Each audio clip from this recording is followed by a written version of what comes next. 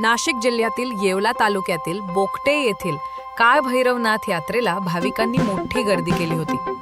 हे उत्तर महाराष्ट्रातील एक अत्यंत जागृत देवस्थान मानले जाते। दरवर्षी चैत्र कृष्ण अष्टमीला या ठिकाणी मोठी यात्रा भरते। यात्रेचे मुख्य आकर्षण म्हणजे नाथांची सवारी। श्रीरामपूर येथील मानाचे मानकरी हे घोड्यावर बसून या सोहळ्यासाठी येतात।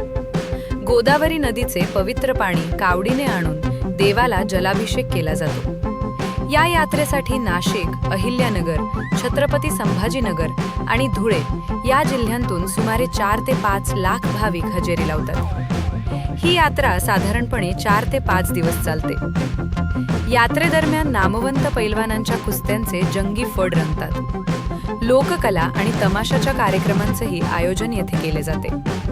तसेच इंदुरीकर महाराजांचे कीर्तनाचे देखील आयोजन करण्यात येते।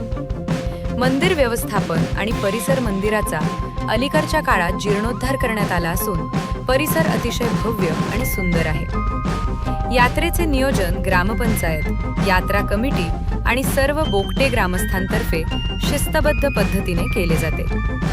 Bureau report Mahesh Jagdale, Vaijapur.